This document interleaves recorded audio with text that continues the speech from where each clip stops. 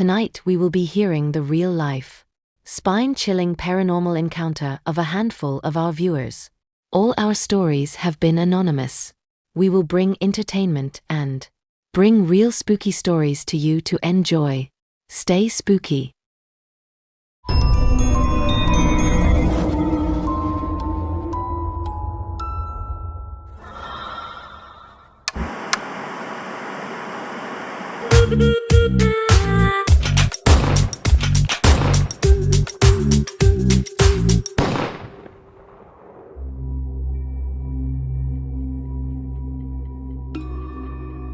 Moon Palace is a scary story about a boy who is dared by his friends to explore a haunted house. It was inspired by 1 or 2 pages from Stephen King's book Salem's Lot. Brendan Clooney was 10 years old when his parents moved to town and enrolled him in a new school. Being the new kid wasn't easy, and he had to start making friends all over again. On a hill, overlooking the school playground, there was an old, dark house. Brendan often looked up at it and wondered who lived there. At lunchtime, he would sometimes see the girls playing games in the yard with a skipping rope and chanting a curious little rhyme. Zachary Moon, he likes kids, especially when they're 7. And if he gets his hands on you, he'll send you straight to heaven. When he eventually made friends with a group of boys in his class, one of the first things he asked them was, "Who lives in that big old house up there?" "Nobody knows," said one boy. "That's the old Moon Palace." Brendan remembered the chant he had heard. "You mean Zachary Moon?" he asked. "Yeah," replied the boy. "You know the story?" Brendan shook his head. "You don't know?" asked another boy, aghast. "They didn't tell you about Moon Palace?"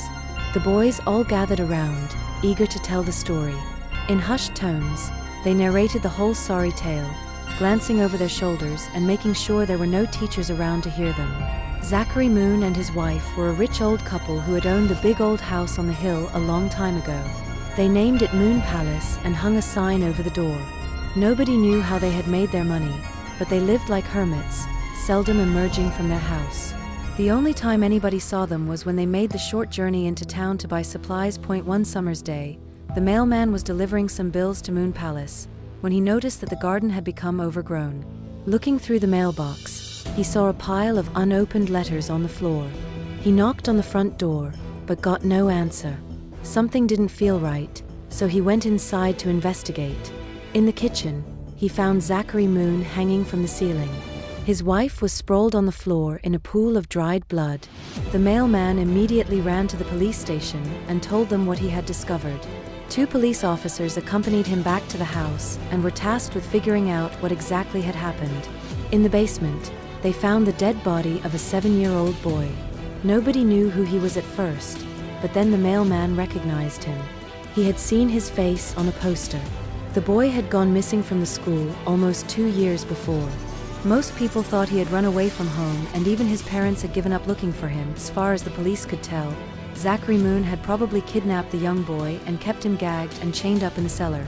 When his wife found out, she must have threatened to go to the police, so Zachary blew her brains out with a shotgun and then hung himself from the rafters. It seemed as if the boy had wasted away in the cellar and died of starvation. A few days later, they held a funeral for Zachary and his wife. Half the town showed up, not to pay their respects, but rather to spit on Zachary's coffin as they lowered it into the grave. After that, nobody wanted to live in Moon Palace, and the old place had lain vacant for years. Brendan felt the hair on the back of his neck stand up when he thought of that 7-year-old boy. Cowering all alone in a pitch-black cellar, waiting for a rescue that never came. Who could do such a thing to a child, he wondered. That evening, his new friends brought him out to the woods to show him their treehouse. They told him he could be a member of their gang, but first, he would have to pass the test. "What's the test?" he asked suspiciously. Sly smiles spread across the faces of the other boys. "You have to go into Moon Palace," they said in unison. "And you have to stand in the kitchen for 1 whole minute." At first, Brendan refused to go, but he was afraid of losing their friendship and eventually agreed. That night, they set out for the old house on the hill. Silhouetted against the night sky, the dark building seemed imposing, and the fence posts, in the moonlight, looked like bones. The front door was locked and most of the windows were boarded up. Sneaking around to the back of the house, they found a small window that was open. The boys gave Brendan a leg up and helped him climb through. Jumping down from the windowsill, he landed on the dusty wooden floor. The house smelled of mildew and dry rot. It was full of junk and moldering rubbish. Stacks of old, yellowed newspapers lined the walls. His heart was thudding heavily in his chest as he looked around. There was a table and chairs in the front room which was covered in spider webs. In the center stood a candelabra and there was a box of matches beside it. Brendan picked it up, struck a match and lit the candles. Shaking with fear, he crept cautiously down the hallway.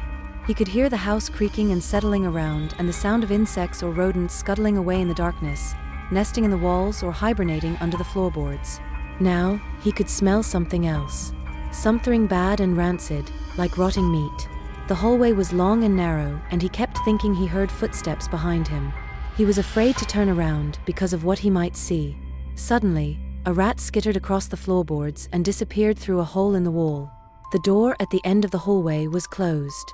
He could see it getting closer and closer, and his skin felt like goose flesh. All of the stories he had been told about Zachary Moon were swirling around his head.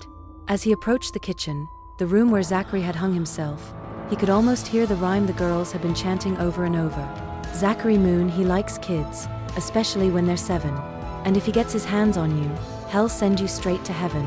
At the end of the hallway, Brendan gathered all of his courage, reached out with one hand and turned the knob on the kitchen door. With a shrill creak, the slowly opened.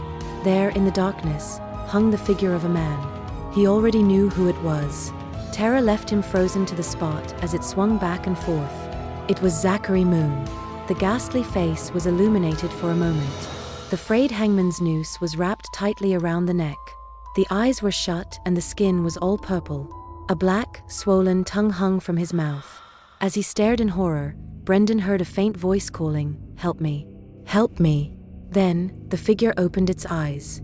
Brendan let out a terrified scream and ran as fast as he could, tossing the candelabra away.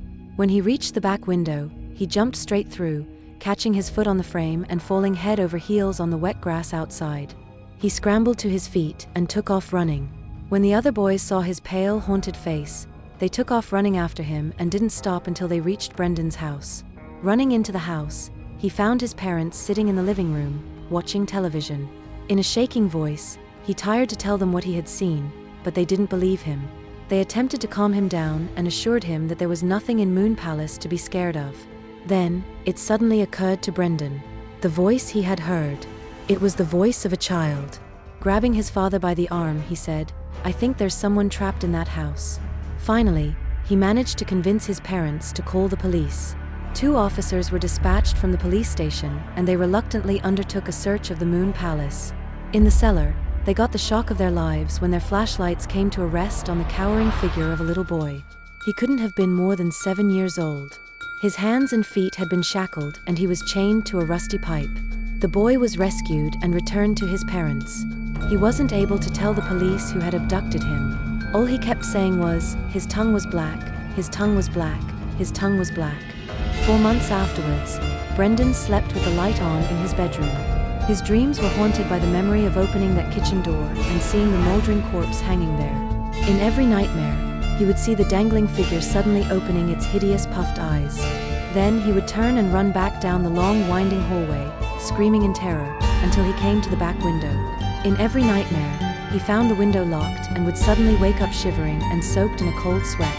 Years later, the kids at school were still telling each other the story about the Moon Palace, scaring themselves half to death and adding as many grisly embellishments as their minds could conjure up.